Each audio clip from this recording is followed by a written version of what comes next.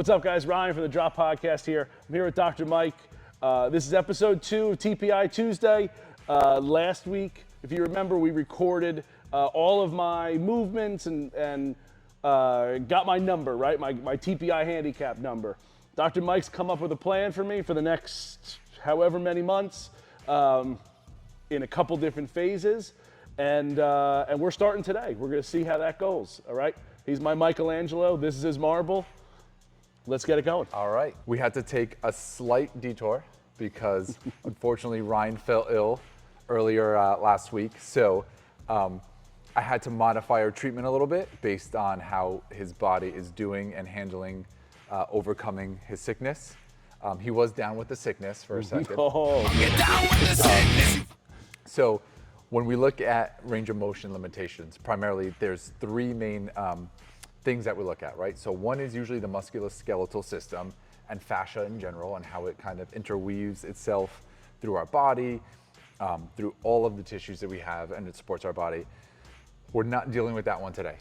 We're gonna look at more of your neuromuscular system, which gets a little heightened and senses threat due to the sickness, and your chemical system, so inflammation, lymphatic system, because that can also limit your range of motion, your mobility. Think about when you get the flu or you're sick, you feel achy, you don't feel like you can move as well. You feel tight, right? Like a tight rubber band. Yep. Exactly. So we have to modify what we do today a little bit. We're okay to do some things, but primarily in this next phase, we're gonna work at restoring some of your range of motion, the capacity of your body to get to its maximum capacity of just movement in general. Then we're gonna take it to a phase of overall strength, and that's gonna be later on, early next year. And then from there, we're gonna go to more of a power sort of style workout to, again, get your bombs even further. Let's go. Love it. So again, we're happy that you guys are here for this ride. We're here to get started. All right, let's roll. Do it. All right. So this traction is great for just general relaxation of the body. It helps the nervous system sort of decrease its output and sense of feeling threatened, and it helps just with relief of pain a little bit and discomfort. So unlike traditional thinking where we think, oh, maybe we're doing some traction, we're, you know, creating a lot of space in the hip joint or lumbar spine. We're not really creating more space or physically moving anything. It's more of a neural response from your brain just to sort of let everything kind of calm down a little bit. So here we're doing more of a dynamic stretching.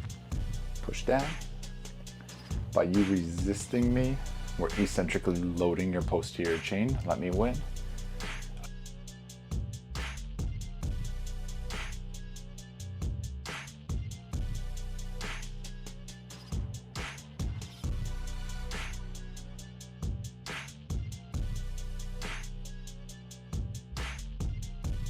Again, it's a signal to the brain to help release some restriction from the posterior chain. Go back down. So as opposed to your traditional static stretching, good, push down, let me just win a little bit. It's more dynamic. It actually has a better long-term effect.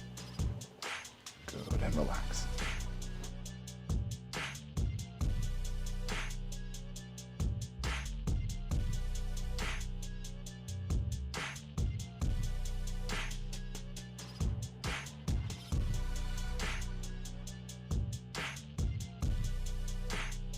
Ryan and I have worked extensively in the past together, so I know where some of his common hotspots are, where he tends to develop some compensatory strategies. So I sort of know where to hone in on him for him, but otherwise, you know, we do much more extensive evaluation at that time.